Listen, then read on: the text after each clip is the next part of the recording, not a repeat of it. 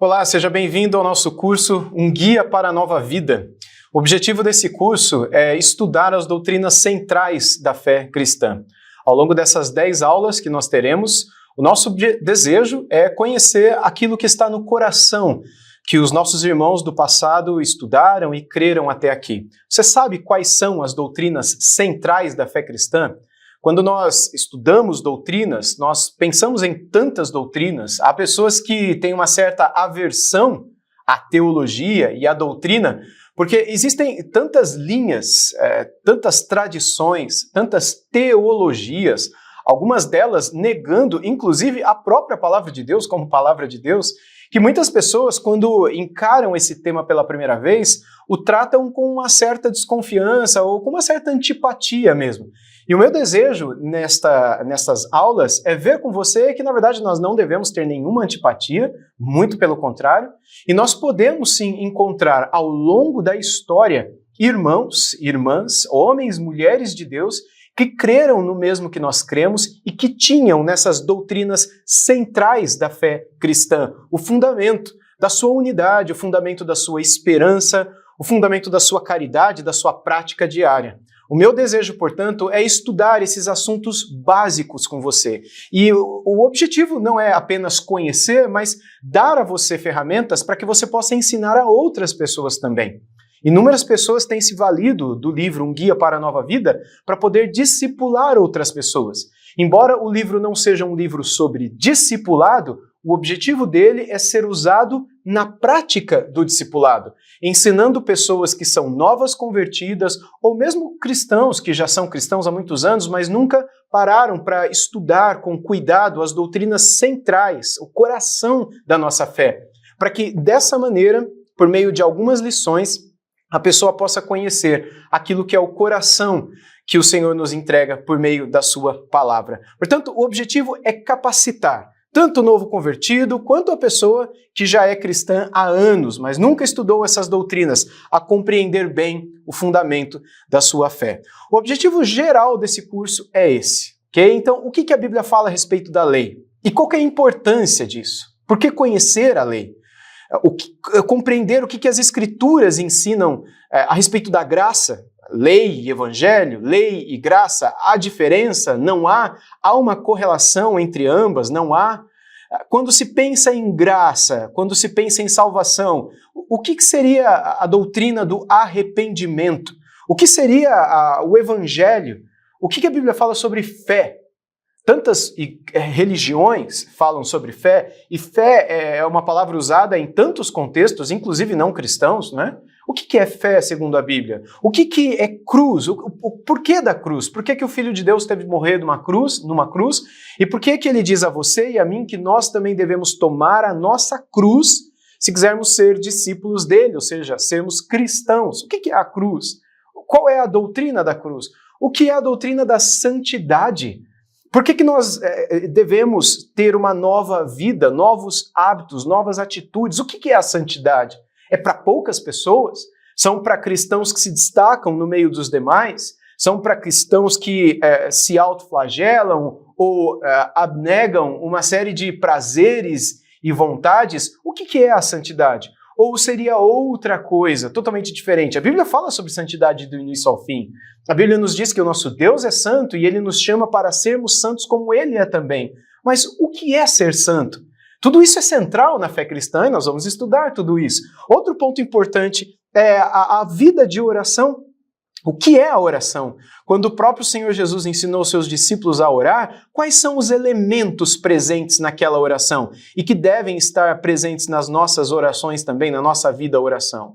E aquilo que é chamado por tantos de sacramentos, como por exemplo as ordenanças, como outros chamam também, o batismo, a ceia do Senhor, seriam estas coisas, essas práticas, essas ordenanças, esses mandamentos ou sacramentos, independentemente de como as diferentes tradições cristãs os chamam, importantes para a nossa vida? Devemos cumprir? Não devemos cumprir? Nós iremos refletir a respeito disso também. Qual é o papel dessas ordenanças ou sacramentos na vida do cristão? E qual que é a importância de se conhecer os pormenores da Santíssima Trindade e das três pessoas que a compõem. Você crê na Trindade? É importante crer na Trindade? O que eu devo saber a respeito do Filho? O que eu devo saber a respeito do Espírito Santo? O que eu devo saber a respeito do Pai? Bem, essas são, em linhas gerais, algumas das doutrinas centrais da fé cristã.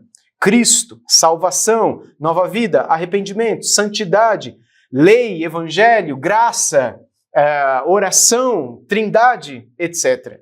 Nós veremos todas essas coisas e espera-se que você e eu também, que continuo estudando e não paro, não é? Todas essas coisas são assuntos que devemos estudar até o último dia das nossas vidas. Nós não apenas recebamos essa instrução, mas eu espero que você seja capacitado a, através deste curso, discipular outras pessoas com esse mesmo conteúdo aprendido nestas aulas. Portanto, eu quero começar nessa primeira aula com vocês, tratando a respeito da lei, a respeito do decálogo. Decálogo vem da expressão que é usada para se referir aos 10 mandamentos. 10 mandamentos, decálogo. Por que é importante pensar a respeito do decálogo, nos 10 mandamentos? Não é algo do passado, não é algo da antiga aliança, não é algo do Velho Testamento, e nós não estamos no tempo da graça, nós não precisamos apenas do Novo Testamento, do Evangelho, do perdão. Por que estudar sobre o pecado? Por que estudar sobre a lei? Nós vamos tratar disso nessa nossa primeira aula. Antes, eu quero ler uma frase para vocês de Martinho Lutero, o reformador, que é a seguinte: o pecado original está em nós como a barba. Vocês estão vendo que eu tenho barba aqui, mas eu faço a barba de vez em quando. E ele diz, nós nos barbeamos hoje e parecemos apresentáveis e o nosso rosto está limpo, amanhã a nossa barba cresce de novo e não para de crescer enquanto permanecemos na terra. De maneira semelhante, o pecado original não pode ser extirpado de nós, ele brotará em nós enquanto vivermos. Fecho aspas para Martinho Lutero. Ou seja, o pecado está em nós e continuamente estará. Ou pelo menos a inclinação pecaminosa, o desejo para o pecado, seja dos olhos, seja da carne, seja a soberba da vida. Cristo deu a vida por nós e morreu pelos nossos pecados e morreu tomando sobre si a nossa culpa e condenação. Porém, o desejo pelo pecado, ele não morre no nosso coração. Nós vivemos em luta contra ele e é importante que nós o conheçamos, ou pelo menos o que a Bíblia chama de pecado, para que decidamos lutar contra o pecado, para honrar o Senhor e nos deliciarmos nele. Há um versículo que Paulo escreveu em 1 Timóteo 1,8, que é o seguinte: sabemos, porém, que a lei é boa, se alguém dela se utiliza de modo legítimo. Ou seja, a lei é boa, eu não devo extirpá-la, eu não devo anulá-la, eu não devo me esquecer dela. Então, por que começar um estudo discipulado, um estudo sobre as doutrinas centrais da fé cristã? Por que começar uma catequese falando sobre lei? Um estudo sobre doutrinas? Nós não vivemos no tempo da graça? Por que a lei é importante? A lei é importante pelo fato dela nos ensinar o que é e o que não é pecado. Como Paulo escreveu em 1 Timóteo, a lei é boa para aquele que dela se utiliza de modo legítimo. É óbvio que se você se utilizar da lei de modo ilegítimo, ela não será boa. Como, por exemplo, se você disser que ao obedecer esta ou aquela lei você será salvo, você estará se utilizando da lei de modo indevido e isso será ruim porque você sabe que a pessoa para quem você disser isso jamais vai conseguir cumprir toda a lei. Se ela quebrar uma só das leis, dos mandamentos, como Tiago escreveu, ela será culpada de todo o resto. Então, o objetivo da lei não é salvar você. O objetivo da lei não é levar você para o céu. E nunca foi. O objetivo da lei, como o próprio apóstolo Paulo explica, é mostrar para o nosso próprio coração quem nós somos. E também nos ensinar que as inclinações da nossa carne e coração são ofensivas, são odiosas aos olhos do nosso Deus. Ou seja, por meio dela, nós aprendemos aquilo que Deus ama e aquilo que Deus odeia. E nós nos surpreendemos ao descobrir que nós amamos o que Deus odeia. E nós odiamos, aquilo que Deus ama. E a lei nos mostra isso. De modo correto, de modo legítimo, a lei vai nos ensinar que a causa da nossa desgraça, da nossa corrupção, é inclinarmos e seguirmos o tempo todo os desejos do nosso coração e fugirmos de Deus, fugirmos do Senhor, seguindo a nossa própria vontade. Então, o texto afirma que a lei não foi dada por causa de seres humanos perfeitos, mas por causa de seres humanos cheios de falhas, de lutas contra vícios, pecados, os quais muitas vezes eles nem sabem que eles estão a cometer e cometem continuamente. Paulo diz também lá a Timóteo, não é, na sua primeira epístola, que sabemos que a lei é boa se alguém dela se utiliza de modo legítimo, tendo em vista que não se promulga a lei para quem é justo, mas para transgressores e rebeldes, irreverentes e pecadores, ímpios e profanos, parricidas e matricidas, homicidas, impuros, sodomitas, raptores de homens, mentirosos, perjuros e para tudo quanto se opõe à sã doutrina, segundo o evangelho da glória do Deus bendito, do qual fui encarregado. Ou seja, a lei é para gente como eu, é para gente como você, é para pessoas que são tentadas a pecar e pecam, desde o seu primeiro momento de consciência nessa vida, até que até que foram encontradas pela graça do Senhor, pelo convencimento do Espírito Santo, e foram convertidas por essa graça soberana, pela ação do Espírito Santo que nos convenceu do nosso pecado, da justiça bendita do nosso Salvador e do juízo que a todos aguarda. Quando então o Espírito nos convenceu e os nossos olhos se abriram, aquilo que para nós era incompreensível e impossível agora se torna possível por meio da graça do Senhor sobre nós, derramada em amor sobre nós e a nós dada. Então, Deus deu a lei para que todas as pessoas soubessem o que desobedecem e a quem desobedecem quando desobedecem. Tudo que está errado, tudo que precisa mudar e que elas são incapazes de mudarem por si mesmas. E essa é a razão pela qual, após a entrega da lei e o cumprimento de uma série de pontos e de questões na história do progresso da revelação, nós encontramos a vinda do Messias, daquele que veio para cumprir unicamente, totalmente, a lei de Deus. E não somente isso, mas ser o servo sofredor, que tomaria sobre si a ira que era devida a nós, a mim e a você. E ele toma sobre si a nossa culpa, ele leva sobre si as nossas transgressões, e ele bebe a ira do Pai, que nós deveríamos beber por toda a eternidade, que nós deveríamos experimentar e sofrer para todo sempre. Né? Todos nós sabemos o que é lei. Você sabe, por exemplo, que quando uma placa na estrada diz que o limite é 100 km por hora, que se você passar um pouco mais do que isso, você receberá uma multa em sua casa, né? Que você quebrou a lei.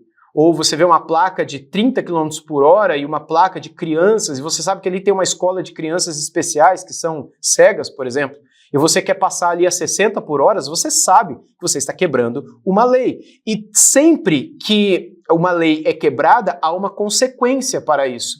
E o nome disso é justiça. E ordem também. Porque sem lei não há ordem. Sem lei, alguém pode matar um ser humano e ninguém poderá fazer nada. E nem pode dizer que aquilo é errado. É a lei que diz o que é errado e o que não é. O que pode, o que não pode. Ainda que a lei dos homens seja imperfeita, a lei do Senhor é perfeita. E ela não somente é perfeita, mas como Davi escreveu no Salmo 19, ela restaura a nossa alma. Por meio dela, nós conhecemos quem nós somos, o que temos vivido e aquilo que pode resolver o nosso problema, consertar a nossa vida, transformar a nossa vida, regenerar a nossa vida, nos dar uma nova vida. Aquele que pôde receber sobre si a culpa que todos nós carregávamos, não é? Por meio disso, então, nós compreendemos que a lei tem o seu propósito. Ela não teve, ela tem o seu propósito. Ela não terá, ela tem o seu propósito. E até que Cristo volte, ela sempre será presente. Existe na teologia, vocês que já estudaram um pouco de teologia talvez lidaram com isso, alguns tipos de leis que são prescritos, não é, no Antigo Testamento, como, por exemplo, algumas leis civis e que diz respeito à segurança das pessoas, ao tratamento com a terra, algumas leis sobre punições em caso de alguns crimes, como furtos de animais, ou algumas questões como, por exemplo, uma luta entre duas pessoas, já estavam errados, mas de repente sem querer fere uma terceira pessoa. Então existem leis que não são necessariamente religiosas e que estão ligadas ao templo. Essas leis que são ligadas ao templo, via de regra, são chamadas de leis cerimoniais por alguns teólogos bíblicos, por algumas pessoas que estudam na Bíblia, teólogos bíblicos, portanto, termos diferentes para os diferentes tipos de lei que nós encontramos no Antigo Testamento. E um desses tipos de lei são as leis cerimoniais, que estão ligadas aos rituais, às cerimônias, e praticamente todas elas apontam para Cristo. Então, por exemplo, nisso estão os sacrifícios dos animais, o cordeiro, como deve ser esse cordeiro, quanto tempo de vida ele deve ter. Algumas coisas com relação à dieta alimentar, a feriados, ao dia do descanso e outras coisas mais. Embora o dia do descanso não esteja só ligado às leis religiosas ou leis cerimoniais, mas esteja ligado às leis morais também. E esse é um outro tipo de lei, leis morais. As leis morais, elas não necessariamente apontam para Cristo, embora estejam relacionadas à vida dele também, mas elas não são algo que se cumprem e acabam ou caducam, como alguns preferem, em Cristo. Elas permanecem, diferente das leis cerimoniais que acabam em Cristo. Por exemplo, nós não precisamos sacrificar, nem devemos sacrificar cordeiros mais, ou fazermos sacrifícios de paz, ou holocaustos, hoje em dia, mais. Mas as leis morais nós continuamos, por exemplo, não matarás, isso não acabou com o sacrifício de Cristo na cruz. E existem as leis civis e alguns outros tipos de leis também que são estudadas dentro da teologia bíblica do Antigo Testamento. Mas dentro mais especificamente das leis morais, que são aquelas que se relacionam com todos nós, inclusive nos dias de hoje, porque elas continuam a valer na prática e elas estão, de um modo especial, ligadas aos 10 mandamentos. Então, não terás outros deuses diante de mim, não façais para vós nenhuma imagem de escultura de nada no céu e na terra, e nem vos prostrareis diante delas. Todos nós devemos guardar um dia da semana para adorar o Senhor, devemos honrar pai e mãe, não devemos tomar o nome do Senhor nosso Deus em vão, não podemos adulterar, não podemos furtar, não podemos matar, não podemos dar falso testemunho, não podemos cobiçar a casa, o carro, a moto, o avião, etc., o helicóptero, o jumento, o camelo, enfim, a casa do outro, como está no último, não é? Dos 10 mandamentos. Esses mandamentos unidos há outras duas palavras que estão presentes no livro de Levítico e de Deuteronômio, que nós devemos amar a Deus sobre todas as coisas, com todo o nosso coração, força e mente, e amar ao próximo como nós amamos a nós mesmos, né? Unidas formam aquilo que são o coração das leis morais e que continuarão a valer para sempre, pelo menos enquanto nós estivermos nesse mundo, né? Nós devemos lutar contra todas as inclinações do nosso coração que nos chamam para dizer sim ao adultério, por exemplo. Enquanto o Senhor diz, diga não, o meu coração diz, diga sim. Enquanto no meu coração eu digo não para, o Senhor diz na minha mente não para mentira, na minha carne eu digo sim, porque talvez eu tenha alguns benefícios se eu mentir. Eu preciso olhar para a lei de Deus para entender como eu posso de fato ter vida, e vida abundante, e vida feliz, e vida em paz com o Senhor e com a minha consciência de que eu não estou quebrando nada, que eu não estou me desviando de nada, muito pelo contrário. Portanto, quando nós estudamos essas leis cerimoniais ou leis morais ou outras leis que nos são dadas lá atrás, essas leis, nenhuma delas, elas são dadas com o objetivo de mostrar a você e a mim e àqueles que viviam à época, de que ao obedecê-las todas nós teríamos um passaporte para o novo céu e a nova terra. O objetivo delas não é esse. Para que a pessoa fosse salva, lá atrás, era necessário que elas crescem, que aquele cordeiro apontava para o Messias que viria, e que elas crescem, que os seus pecados e que a sua imperfeição estavam colocados naquele animal puro, perfeito, assim como determinado pelo próprio Deus. E mais, se esses holocaustos e esses sacrifícios não fossem feitos com um coração contrito e arrependido, Deus não aceitava. Porque o que Deus queria não era o cumprimento, mas um coração contrito e quebrantado. ao qual Deus jamais desprezaria, como Davi escreveu no Salmo 51, e nós vemos vários profetas falando a mesma coisa, né? Inclusive nos profetas menores, Deus dizendo que tem nojo dos holocaustos, dos sacrifícios, etc., porque eles são tão corretos, né, em obedecer às leis, mas o coração deles estava longe do Senhor. E o que Deus sempre quis foi um coração que fosse dele e que estivesse perto dele. A obediência, por si só, não significa absolutamente nada para Deus, por causa daquilo que Paulo falou aos Efésios. Nós somos criados para a obediência. Quando Deus nos vê obedecendo, Ele nos vê fazendo aquilo que nós somos criados para fazer, ou seja, nós não estamos fazendo nada mais do que a nossa obrigação. Seria como se Deus se alegrasse por ver uma laranjeira dando laranja. Ele criou a laranjeira para dar laranja. Não tem nada de anormal num pé de jabuticaba. Uma jabuticabeira produzir jabuticaba. Assim como não existe nada de anormal num ser humano como você fazer coisas boas e certas e obedecer toda a lei. Porque é para isso que você foi criado. A questão é que nós somos laranjeiras que não dão laranja. Nós somos falsos.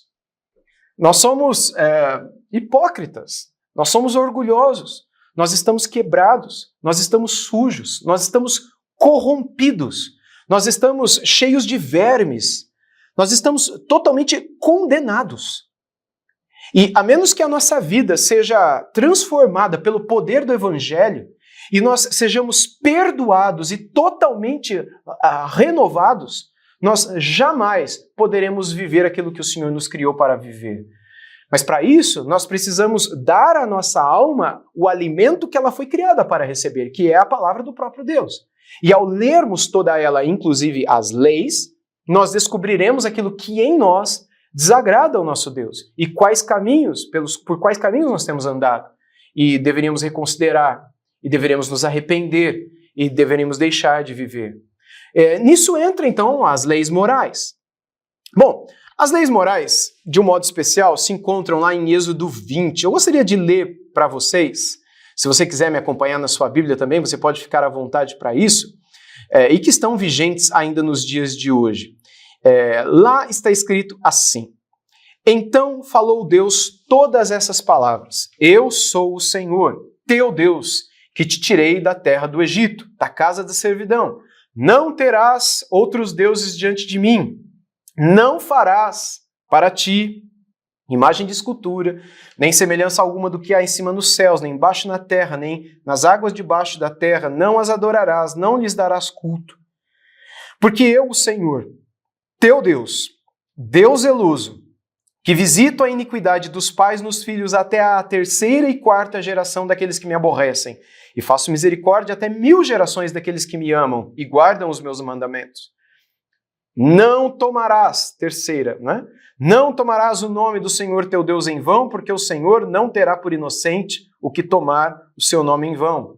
Lembra-te do dia de sábado para o santificar, que é o quarto mandamento. 6 dias trabalharás e farás toda a tua obra, mas o 7º dia é o sábado do Senhor, é o descanso do Senhor teu Deus, Shabat. Adonai é o descanso do Senhor, não é o sábado do Senhor. Não farás nenhum trabalho, nem tu, nem teu filho, nem tua filha, nem teu servo, nem tua serva, nem teu animal, nem o forasteiro das tuas portas para dentro, porque em 6 dias fez o Senhor os céus e a terra, o mar e tudo que neles há, e ao 7º dia descansou. Por isso o Senhor abençoou o dia de sábado e o santificou. Honra teu pai e tua mãe, para que se prolonguem os teus dias na terra que o Senhor teu Deus te dá. Não matarás, não adulterarás, não furtarás, não dirás falso testemunho contra o teu próximo, não cobiçarás a casa do teu próximo, não cobiçarás a mulher do teu próximo, nem o seu servo, nem a sua serva, nem o seu boi, nem o seu jumento, nem coisa alguma que pertença ao teu próximo. Aqui está Êxodo 20, dos versículos 1 ao 17, e também consta em Deuteronômio 5, dos versículos 7 a 21, uma espécie de cópia que o próprio Moisés faz dessas primeiras palavras que ele escreveu em Êxodo 20. Muito bem, Deus deu estas leis para Moisés no Monte Sinai. Deus as escreveu em 2 placas de pedra e ordenou que Moisés lesse essas palavras para as pessoas. Essas 10 palavras, né, esse decálogo, é isso que significa 10 palavras, não é? Em Êxodo 31:18, nós lemos que, e tendo acabado de falar com ele no Monte Sinai, deu a Moisés as 2 tábuas do testemunho, o decálogo, 2 tábuas de pedra escritas pelo dedo de Deus. Você conhece a história, Moisés ele desce do Monte Sinai e ele vê o povo na idolatria, no bezerro de ouro, ele quebra as 2 pedras e fica revoltado com aquilo e conversa com Arão, seu irmão, e ouve as desculpas que o povo dá. Depois ele faz novamente, ele lavra novamente, Êxodo 34, 2 outras tábuas de pedra, como as primeiras, para que o nosso Deus escrevesse assim como escreveu da primeira vez também. E assim Deus dá essas leis, chamadas por alguns teólogos, nem todos concordam com essas denominações, né? Chamadas de leis morais, para diferenciar das leis cerimoniais, que apontam para as cerimônias do templo, né?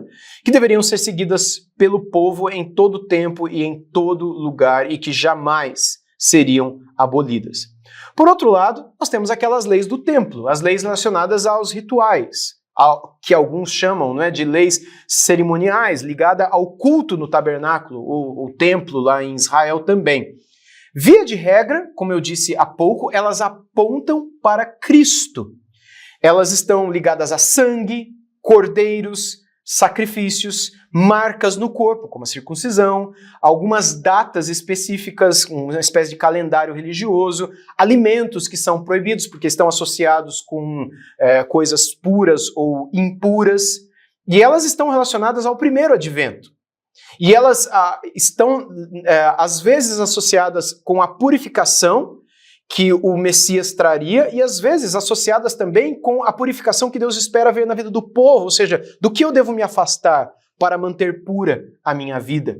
Então, essas leis, elas, via de regra, como a lei do holocausto, a lei da oferta pelo pecado, a lei da oferta pela culpa, a lei das ofertas pacíficas ou os sacrifícios de paz também, estão associados a tudo isto. E o que nós encontramos na palavra de Deus é que elas durariam até a vinda do Messias. E elas, de fato, vigoraram até a morte de Cristo, até que o véu foi rasgado de alto a baixo, até que Deus criou um novo e vivo caminho pelo sangue do seu Filho para a sua presença, de modo que agora nada mais poderia separar os seres humanos do trono da graça de Deus, do Santo dos Santos, da sua própria presença. Nós poderíamos ter acesso para entrar com ousadia no Santo dos Santos, pelo sangue da nova aliança. Agora, nenhum cordeiro, sangue, sacrifício é necessário mais.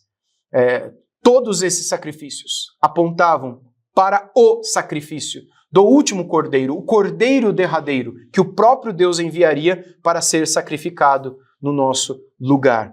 Quando esse véu é rasgado de alto a baixo, é como se Deus dissesse: aqui está o fim de toda a lei cerimonial daquilo que nós chamamos hoje de Antigo Testamento, né? Especialmente localizadas em Levítico, mas não somente no livro de Levítico. Alguns chamam isso de abolição, outros de caducidade, chame você como você quiser. Fato é que, embora elas não vigorem mais no sentido de nós devemos cumprir o que nelas está, como, por exemplo, sacrificar animais, mas o princípio por trás delas continua válido até os dias de hoje. Ou seja, o Senhor continua a dizer para nós que é necessário que o inocente morra no lugar do culpado, porque é impossível que o culpado seja representado por si mesmo, pelas correções que ele mesmo vem a fazer na sua vida diante do Deus que é totalmente santo. É necessário que alguém totalmente santo tome o lugar daqueles para representá-los diante do Santo dos Santos, diante daquele que é santo igualmente como ele. Por isso Jesus Cristo vem, se faz totalmente igual a nós, e sendo totalmente igual a Deus, que é ele também totalmente Deus, ele é capaz de nos representar enquanto homem diante do Senhor, diante de seu Pai, diante do nosso Deus. E com a obra perfeita da redenção, Jesus, ele aboliu todas as leis cerimoniais, mas não as leis morais. Portanto, é mais do que importante que aquele que se aproxima de Deus e deseja conhecê-lo verdadeiramente, compreenda o papel da lei na Bíblia Sagrada. Se você deseja, e eu tenho certeza que você o deseja, conhecer mais o que a palavra de Deus quer ensinar para você, você não pode negligenciar a lei, o conhecimento dela, saber o que Deus espera de você, saber o que Deus diz sobre você, saber aquilo que Deus odeia, saber aquilo que Ele ama, para que a tua vida seja cada dia mais e mais transformada à imagem do Filho de Deus, para que você seja santo como Ele é santo e como Ele espera, como Ele diz em Levítico e em 1 Pedro, que você também seja santo. E para vivermos essa santidade, é mais do que necessário conhecermos também a lei de Deus. Nas 2 próximas aulas, nós continuaremos a estudar os paralelos entre a lei e o evangelho, entre a lei e a graça. Eu te vejo lá.